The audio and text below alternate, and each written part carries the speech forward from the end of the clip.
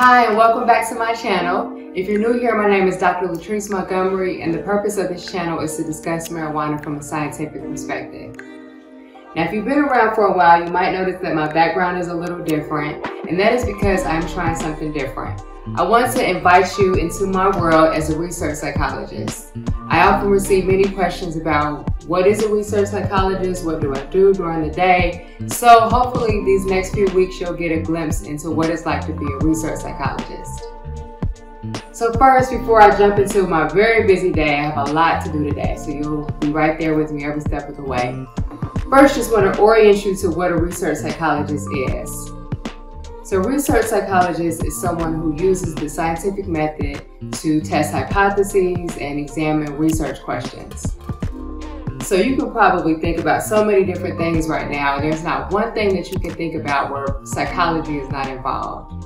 So the ways that we interact, the things that we think about, our motivations for doing certain things or not doing certain things, our stress levels, our happy times, our good times, anything that you could think of is fair game for a research psychologist. All of those areas have some level of research within them.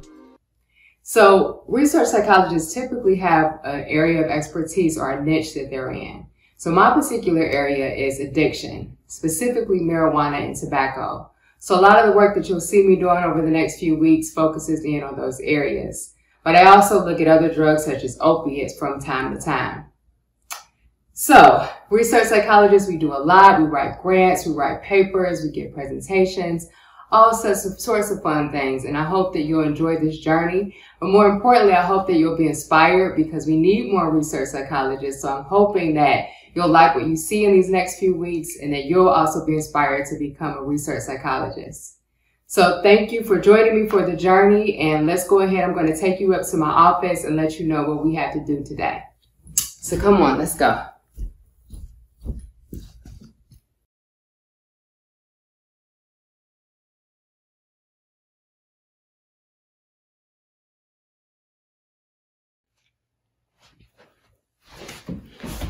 Okay, so welcome to my office.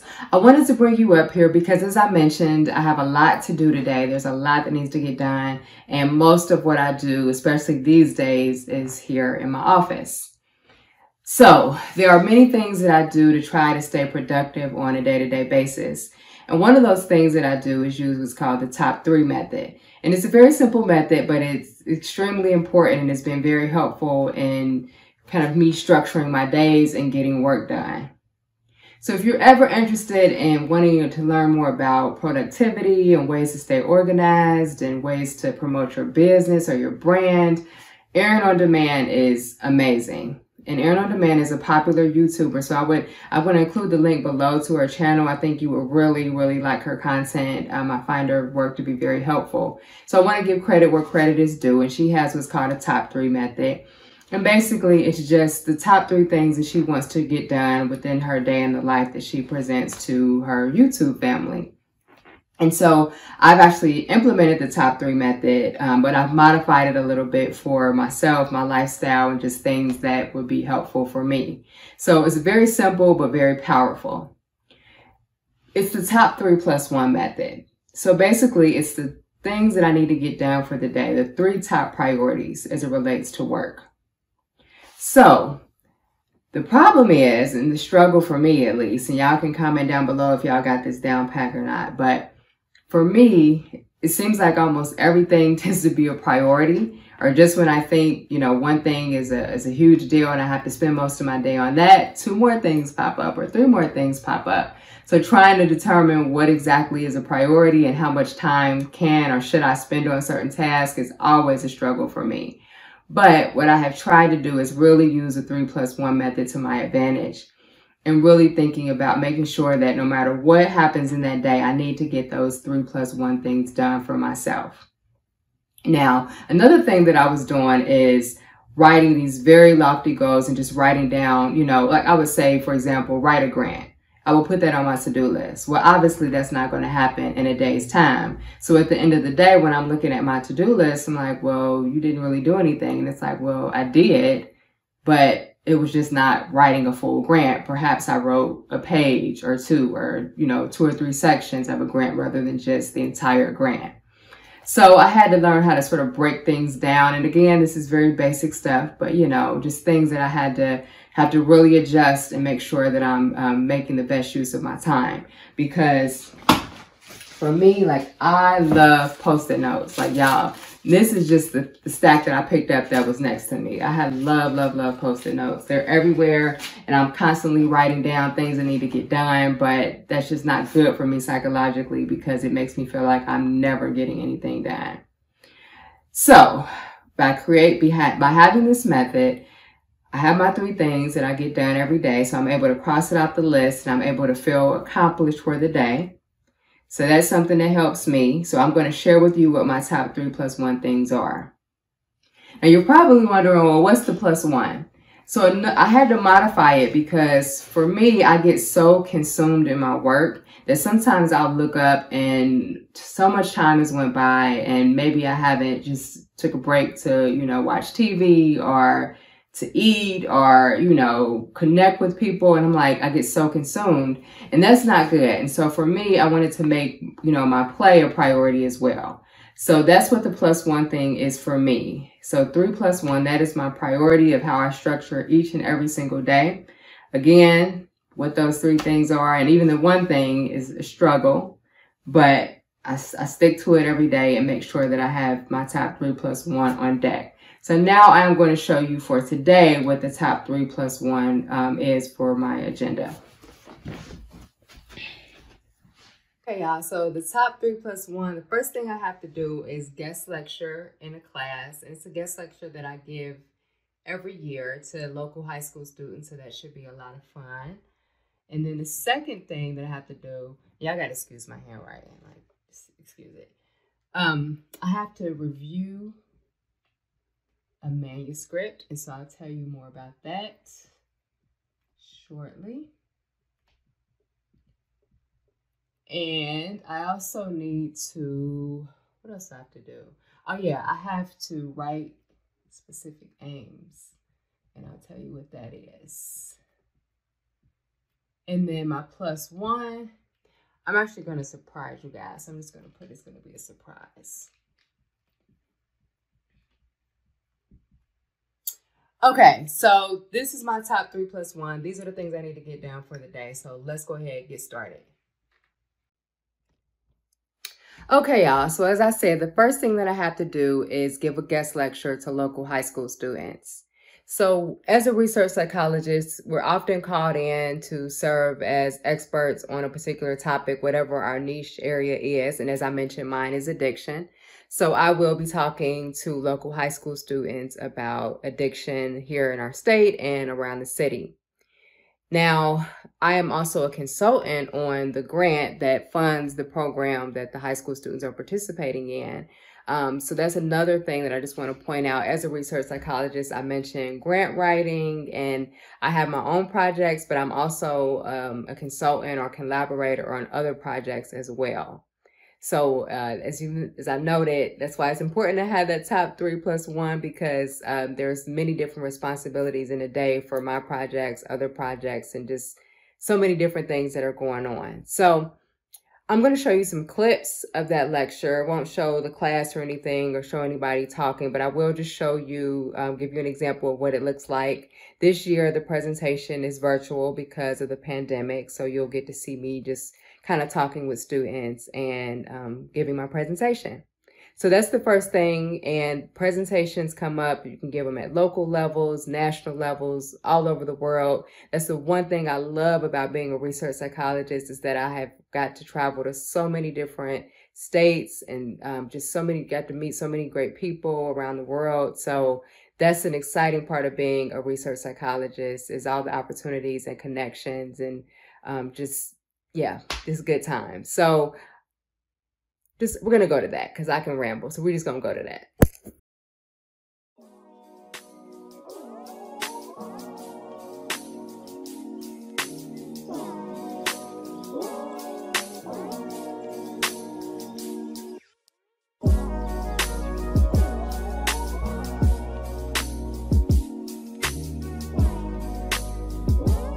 Okay, so next up on the list is reviewing a manuscript. So this is an area I could go on and on and on about, but basically as research psychologists and a lot of different scientists have to publish academic papers.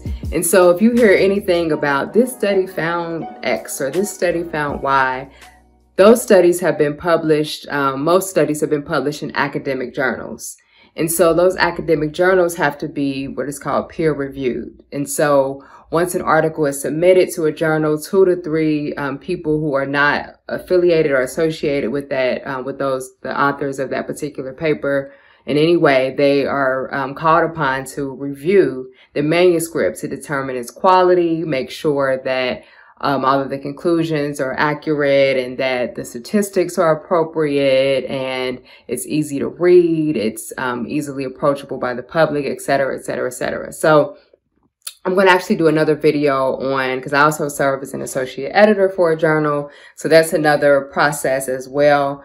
So I'll tell you about that. But just for the purposes of this, my goal is to just review this manuscript, and the tips that I usually use or things that I use when I review manuscripts is I always think about the fact that I myself, I'm a scientist too. So the same work that I'm reviewing is the same work that I have to submit as well, meaning that there will be people who will be reviewing my work as well.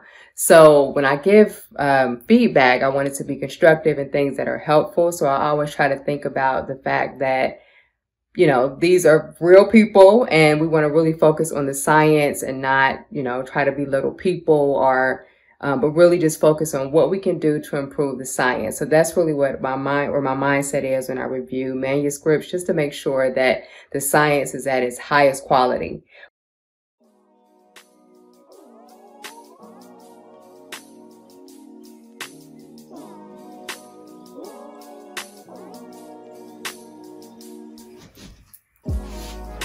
Okay, so last but definitely not least, I have to work on a specific aims page. So what exactly is that?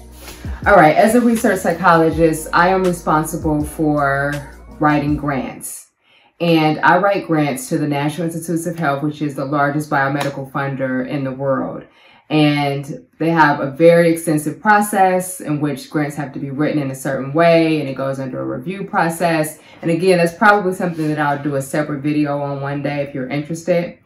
But basically, in the review process, one of the key items that have to be included in a grant is what's called a specific aims page, which is just one page of you selling your research idea to reviewers. So the way that the review committees are set up at NIH is that you will have 3 primary reviewers who are assigned to your application. So they're responsible for reviewing your entire packet. But the rest of the committee, which can be 30, 40 people or even more, will be responsible for taking a look and actually voting on your application, or voting on your research idea. But oftentimes they may only see the abstract or the specific aims page when they are actually being discussed in a review panel. So that means that you have to draw the attention of those 3 reviewers immediately with your specific aims, but especially with the rest of the committee, because that might be the only document that the committee even takes a look at, even briefly, just to get a sense of what the project is about. So all of that to say, this is pretty much your sales pitch. So if you're not able to hook people with that one page, you probably have lost them for the entire application. So it's extremely important. So what I like to do is that when I write grants, I start off with my specific aims page. And if I'm not able to tell a convincing story and get, you know, feedback that says, hey, this looks great, or this, you know, I'm interested, I want to learn more. If I don't get that feedback from that specific aims page, I go back to the drawing board, because that's really what you need to be able to hook people. So that's what I have to work on today. Actually, I already have it finished, but I just want to make some finishing touches on it. And then I also have a few mentors and collaborators that I want to take a look at it and give some feedback as well. So I'm going to review that one last time today. So you'll see me doing that.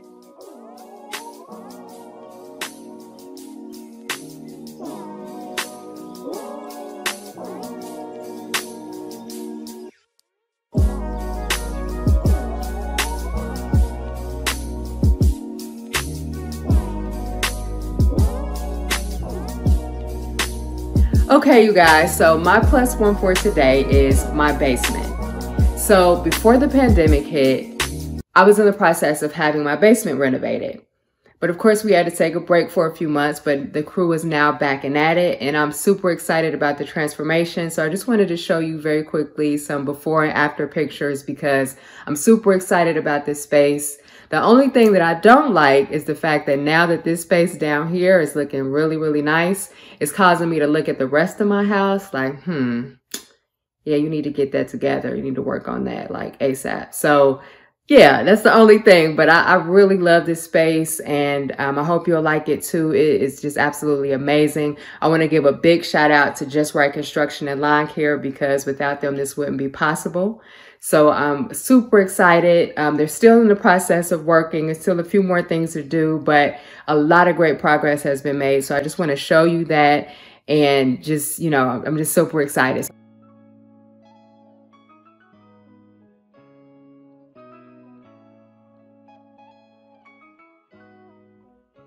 Okay, so this is the new space. And so as you saw in the before picture, there was like an old shelf here, and there was just a lot happening in this space. But as you can see, basically what the crew has done, again, shout out to Just Right Construction, they took those old cabinets that were in here and just repainted them.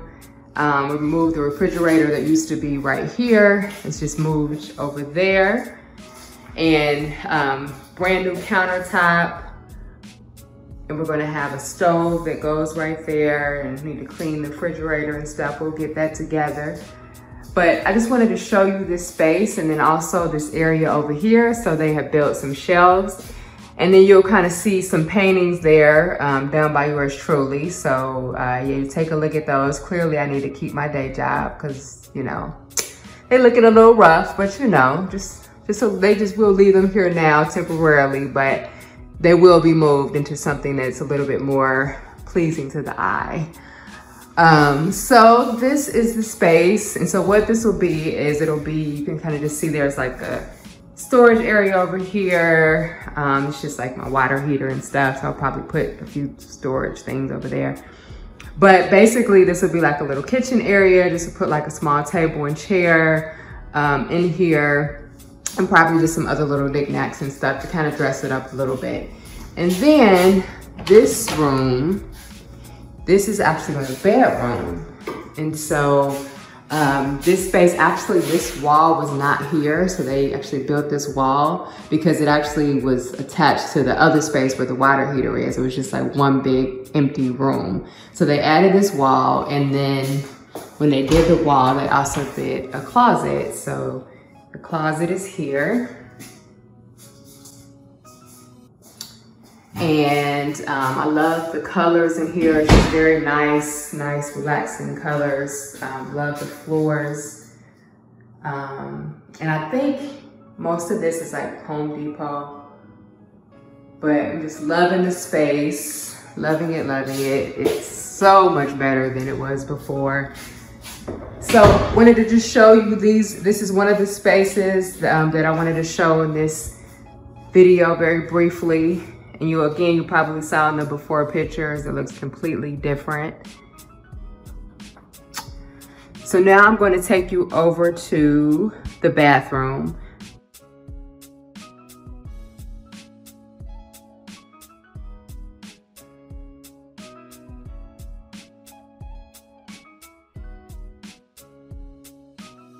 Okay, so this is the bathroom. Yes, absolutely love it. So if you've seen in the pictures, this is actually a wall. So they knocked the wall down and have made a shower. So you see, this is kind of what it looks like walking in, the floors. So the floors are brand new. The towel, this is the shower over here. I'll turn the light on so you can get a better look. So I am just absolutely in love with the space. It's so different than it was before. And so just wanted you to take a look, and I'll keep you updated. We still have a few things that we want to do, and I want to add a few things in here and have it looking really, really nice in here. But I'm just super excited because this has been a long time coming. So I wanted to share it with you as my plus one for the day.